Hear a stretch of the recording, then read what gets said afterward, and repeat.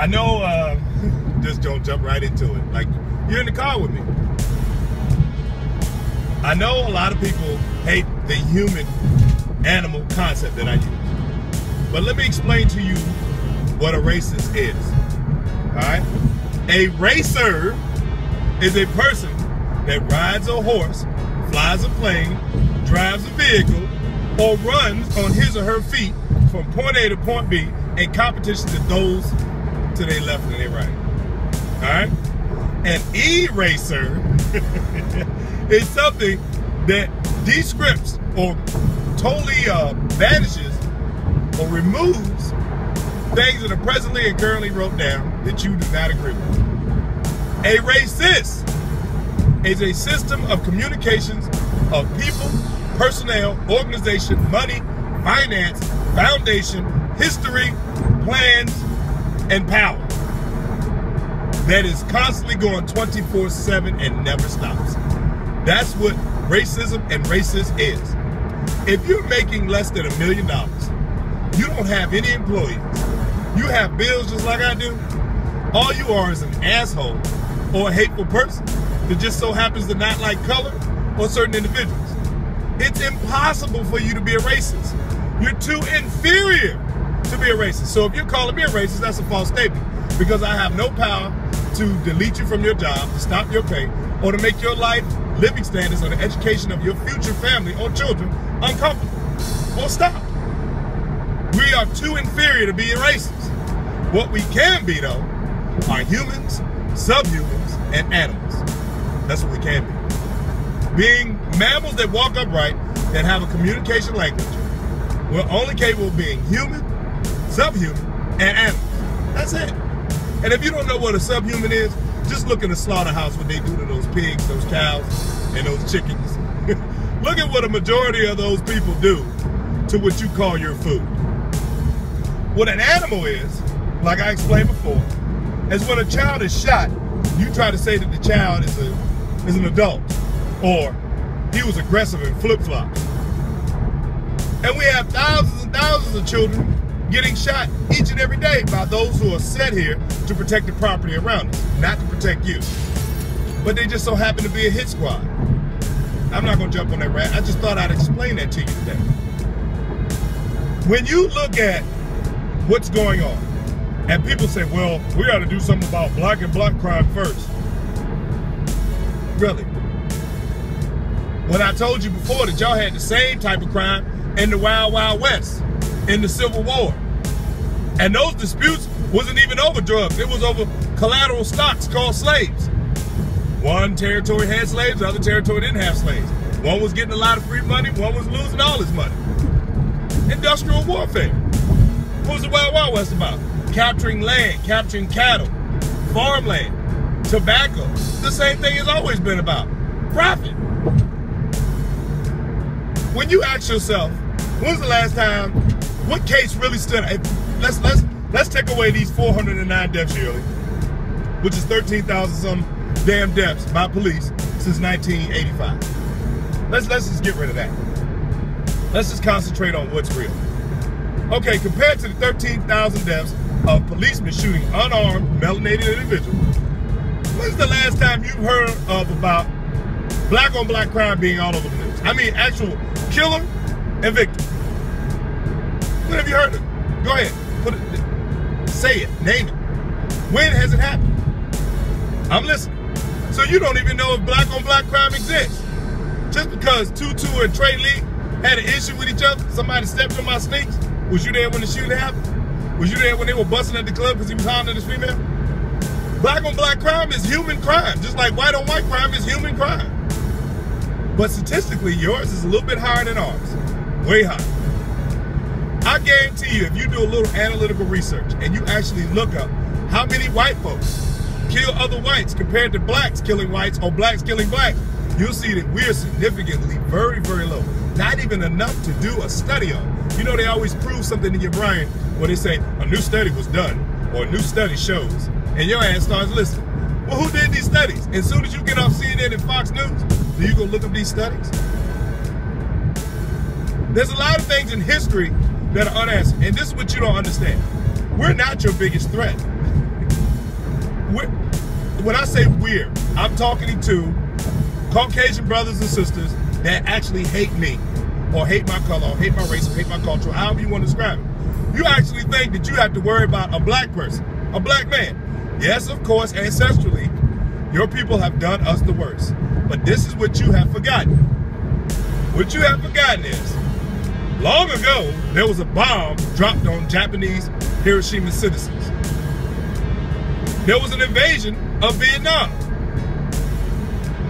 There was a clash in warfare with China. There was the total genocide wipeout of the Jews. There was the destruction, killing, raping, molestation, and wipeout of the Indians. And last but not least, from beginning to end, African American, who did you start off with first? African Americans. And who did you end it off with? African Americans. Then you started working on Mexicans, Spanish, Latinos, South America, Brazil. And you actually are worried about us? Man, I think you need to do your history, brother. That same little comic book history you write, or you believe it, you sitting there on CNN and Fox with your rifle, got confidence that you and your brothers and your white cheeks are gonna get you some Negro meat. You really need to pay attention to what's going on. And what I mean by what's going on, problem, reaction, solution. The media lies to you, homie. You are in the same boat I'm in, believe it or not. And the biggest threat to Andromeda, and if you don't know where Andromeda is, use code words. Because you can't speak directly on things when you're on social media. You gotta watch your mouth a little bit. Like, why did this motherfucker say watch your mouth? What I'm trying to tell you is you don't understand your beginning history. You really don't understand. Like, one of the most powerful organizations in the world, I'm gonna tell you the strategic difference between three groups of friends. I got my brothers and sisters, which are my American African people, which I can let my hair down, talk how I want to talk, feel how I want to feel, laugh, cook, hug, eat, drink. Then I got my white friends that I talk to. I gotta keep a little tenseness around them because you never know when they're gonna come out their mouth crazy. Even your best friends in the world still say stupid shit out their mouth. When it comes to crime, they have no insensitivity. Here's a prime example. When the Jessica Simpson shit, not Jessica Simpson, what's the goddamn girl? The little white girls will be coming up missing and white people get so upset about it. Do you think that your African American friends be like, well, the little bitch shouldn't have been outside walking around, nobody would have snatched up? we never do that to our white friends. But soon as Trayvon or any of these children get shot, it's like, well, he's kind of violent. Oh God, I didn't know you went to school with Trayvon and Michael. I didn't know that. So you just took for instance that he was a good-looking, tall, clean-cut young man, that he was violent. Okay? So that's the strategic difference between having black and white friends. Your white friends are going to always talk shit about your situation, but you never talk shit about their situation. I'm not telling you to do it. That's why I'm saying you can be human, subhuman, or an animal. Now, I have another party group of friends that I have. See, I pretty much put my Latin friends along with my white friends, because they do the same shit. They do the same shit. And so sometimes you call them friends, sometimes you call them acquaintances. But my Jewish friends, I'm going to tell you something distinct about them. I'm not going to speak too much on it, because they got, all right? Power, privilege, money, finance, but things that I know about them, they don't put their business out in the street. 2, you don't hear nothing about them on the news. 3, guess what Jewish people don't own in their home? And maybe it's just the 4 homes I've been to. There's not one television in there. Knowing these people for more than 14 years, why do you think I don't have a television in my house? I don't have a TV. The technical term or definition of TV is something that feeds information into your house, whether you control it or not, on and off, and you change the channel. I have computer monitors, computer screens. I'll be able to select and deselect what I want to watch. I control what information comes into my household with my children. I don't like when mugs roll beside me with their window down. That's kind of freaky and creepy, especially when they got the glass in this baseball. But my Jewish friends don't have any television. They have what you call conservative vehicles, but high-end. Let me explain this to you. All of them have drivers. All of them have car companies that get them from their house to their job. Now, what happens? As they don't have to pay insurance on the car, all they have to do is pay for the company. That's it. So if they ever get in an accident, the company has to send them another car to give them where they need to be. and that driver and that car has to deal with that accident, you're not held liable. Plus no luxury tax, because it's a service that you provide employment for. That's some smart shit when you think about it. You can just sit in your car, ain't got to turn to it. Now, a lot of us like driving, but you know when you got to drive all the time, and you think about running a company or corporation, it becomes fatiguing. You know, you write down notes on a board meeting, trying to improve the business, trying to up your ante and your stocks. But I'm just simply saying, this is a strategic difference between my white friends and my black friends. When I shake the hands of my white friends and hug them, it feels kind of funny. It does, because I don't know if they're just putting on an act to make sure that, you know, we good, right? You know, white folks are going to secure their position no matter what happens. For safety reasons. They want to know the outcome. That's why they always ask you what's going on. Is everything all right? Just thought I'd call and see if you guys were okay. You know?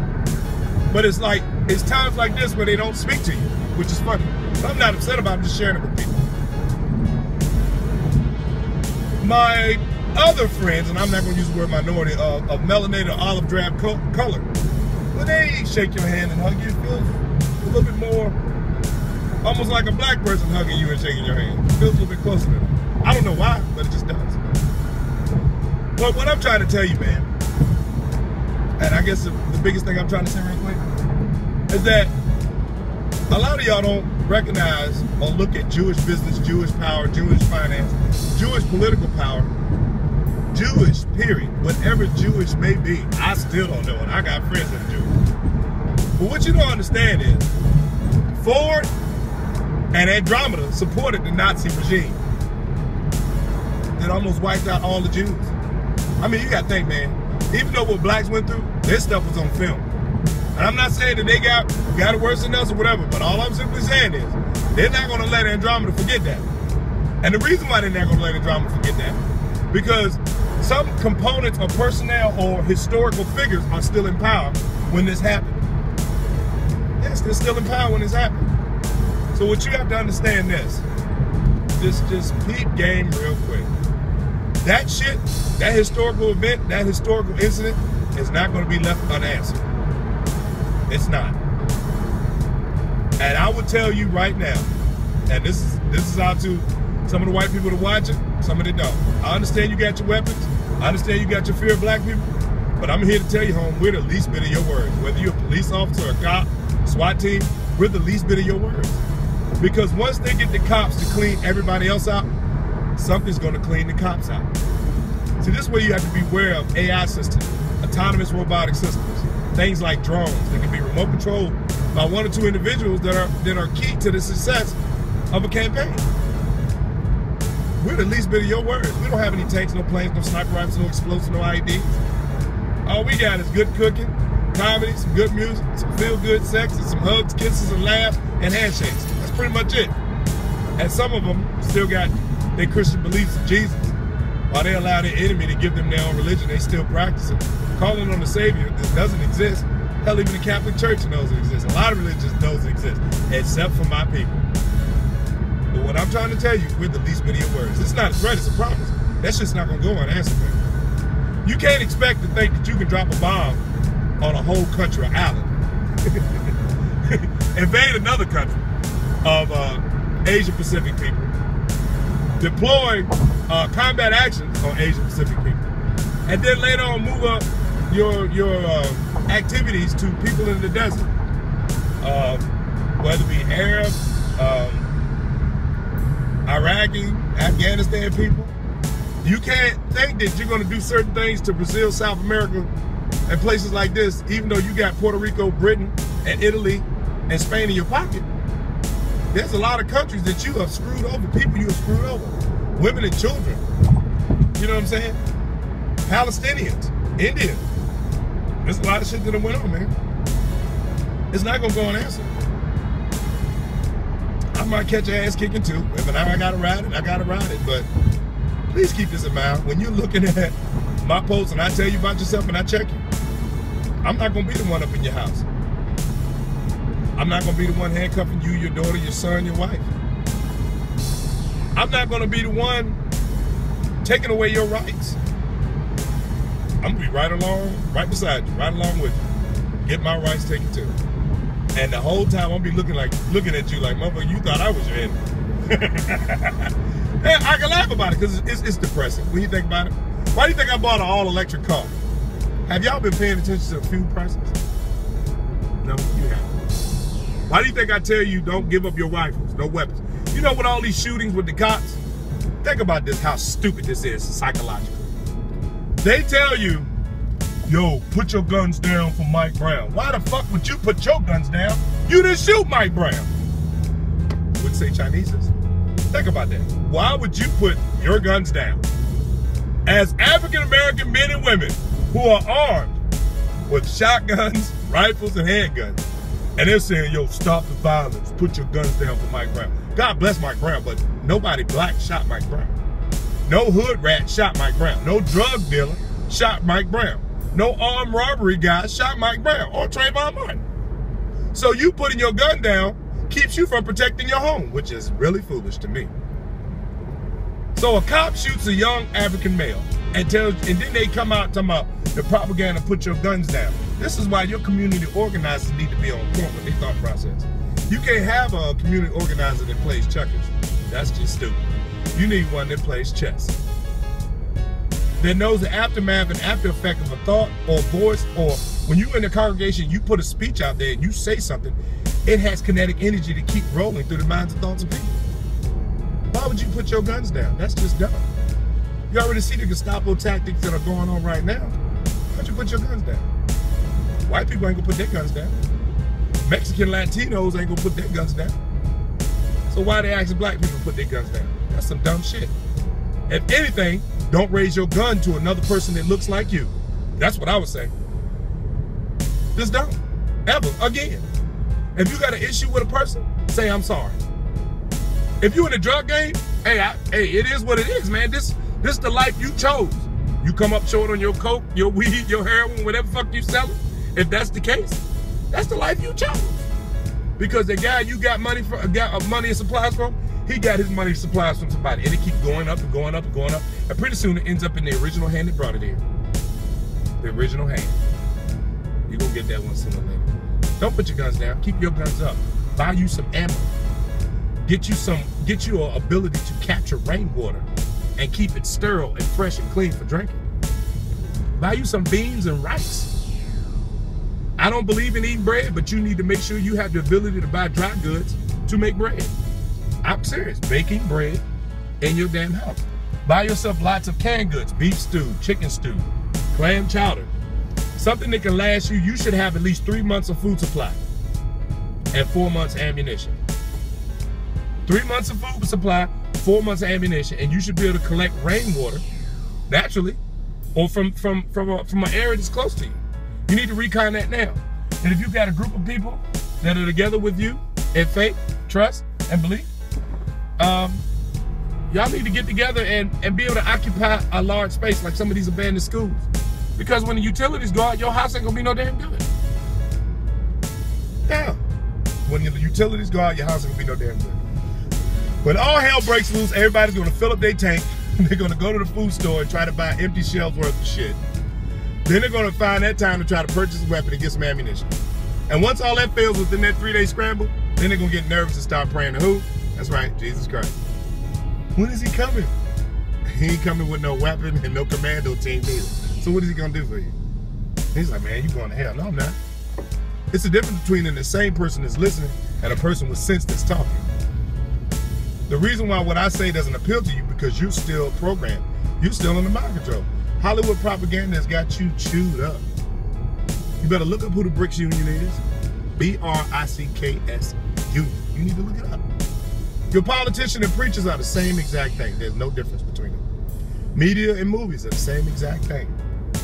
Police forces, even though they got Hispanic, Latinos, and blacks, those are just token people that make no decision. They are put there so that you have the faith and the productivity and the thought process to think that if there was something bad going on, they would tell the Latinos and blacks. No, they just tell them where to stand, how to stand, and what to wear. Trust me. From African-American Jews to what happened to a lot of Latin countries, Mexico, China, Japan, Korea, that shit's not gonna go unanswered. You have to know that. And you worry about black because of our size, because of our population, because we covered most of the planet. You're worried about us. That's so crazy, man. That's so crazy. That is so crazy. I'm with togetherness. I'm for togetherness. There's nothing more powerful and more creative and more culturally safe than black, white, Latino, Hispanic, Jews, Mexicans, Puerto Ricans, all standing together, brothers and sisters in arms. But trust me, it ain't us dark people that's keeping that from happening. That's who's keeping it from happening. And I don't know why they're keeping it from happening. When this shit comes around, and kinetic energy does, karma, that bad negative energy, you know, when it comes around, it's whether it's ancestral, it's going to come to the bloodline source. Like I told you before, as an adult, you must watch what you do. You must be very careful in what you do as an adult. Why must you watch what you do as an adult? Because this is the thing you must understand.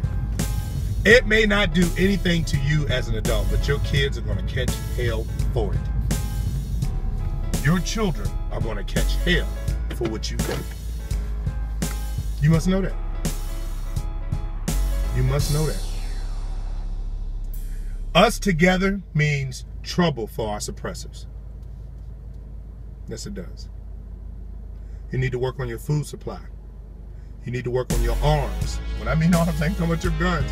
I'm talking about firearms, long range, short range, multitude groups like shotgun. You need shotgun. A person should be carrying on an assault rifle with at least 300 rounds. A shotgun with at least 60 rounds. And a handgun with at least 4 magazines. You ain't nothing to be fucked with then. You need to look up how to make homemade body armor. You need to look this shit up. When you're around a group of people and you have a community, you need to look at the 4 C's. And those 4 C's are coordination, communication, collectiveness, and community. Coordination, communication, collectiveness, and that makes a community. People, an economic downfall is coming, and the dollar's going to fail. So for all those who got all that money in their savings and money in their bank, congratulations. But if you can't hunt, if you can't chop wood, if you can't make a fire, if you can't fish, if you can't fortify your house when your gas and your electric and water is off, if you can't defend your home from all enemies, foreign, domestic, and even official, you're going to be in big trouble. You can't do it on your own. This is when you have to look to your neighbor and say, are you in the same issue I'm in right now? Because we got a lot of problems. We got a lot of unrealistic reactions going on. And the solution is going to come really quick in the form of death and the bullet. It is. You need to pay attention to some of the Hollywood propaganda. Those movies they give you, even though it's propaganda to train your thought process to make you think, oh, violence ain't that bad. Killing black, killing black, raping women, and they showing women fighting men and killing men all the time. That propaganda shit, man, let me tell you something. A lot of it has a lot of truth to it. It has a lot of truth to it, and you need to pay attention to the hidden signals that those directors are trying to tell you. And if you don't believe me, look what's in my black mirror, boy, I tell you. And if you don't believe me, look at what runs Hollywood. Runs Hollywood, and they don't have TVs in their house. Some of y'all gonna get that. Have real assets like land, food storage supplies, gold, silver, and can remotely get out of the location via their own personal aircraft and go to another country and be in a safe area. Because when all hell breaks loose here, you stuck here. You can't move anywhere without your passport. You can't even operate, drive a vehicle without license and insurance. And I wish you would get on a boat. The Navy will blow you out the water. They don't care how you identify yourself. Where you gonna go? All this time, you've sat in your house comfortably watching CNN and Fox. And you saw other countries get raped, pillaged, and destroyed. And saying, whew, glad this ain't happening. There was one little small incident comes here, which is what they're doing right now. It's a practice. It's a practice for your state of mind, a practice for how well you absorb bad information and how you react to bad information. Like I said, problem, reaction, solutions. And then all of a sudden, when it comes to your front door, you don't know what the fuck to do. Because you've been worshiping Jesus and paying tithes all these times, and you have made no preparation, put no foundation in your community whatsoever. You don't even have an emergency location to meet. You don't even have an emergency phone line to dial. You don't even have your 5 people that you communicate with so that y'all can put your vehicles, supplies, and weaponry and go to a location and secure it and be strategically sound when all hell breaks loose. Ain't talking about just no zombie apocalypse. Because a zombie apocalypse, believe it or not, is not a creature walking around trying to eat people. It's people with no answers. People with no answers. No way of getting food. America has not been through a starvation since 1930. And immediately after that, we went to World War I. Or II. And we found out how profitable war was for us. All I'm simply saying is this. You don't know what it's like not to have food on your shelf. You don't know what it's like not to be unemployed. You don't know what it's like to be making daggone sandwiches on the iron. But a lot of my people are experts at that shit. They're experts at it. You talk so much crap about the hood and the ghetto. But you know what? They've been surviving without for so long. And what you think, the typical American African mind, I'm going to tell you something. Within 3 days of going through hell, it starts to figure out shit real quickly. Men who have never hunted before know how to hunt. Men who have never fished, all of a sudden learn how to fish. Because they're going to feed their family. They're going to feed their babies. Are you going to be able to fold over and roll over and do the exact same thing when an emergency strikes? It's just something to think about, man. No bad deed goes unanswered, ever. Not in the kinetic energies of this world that spins around at 800 miles per hour. The geometric observer of design is a ref. He does not take sides. He don't. That's like you trying to choose which one of your children you're going to let die or win an argument. As an parent, you can't do that. So why would you think the geometric observer of design is going to choose you more over the other children? Are you serious? That's silly. That's silly and preposterous. It's almost satanic to even think that. Keep this in mind, man. We provided Ford, fix and repair dealer, Ford, automobile company. Provided the Nazis with vehicles, materials, engines, parts, labor. Andromeda provided them with oil, arms, and materials. And supported them throughout their whole success until we decided we need to go over there and stop it. So it is easy to stop an enemy that you give supplies to. You ever wonder that? You give them something, you can take it right back. We've always put our enemies in power.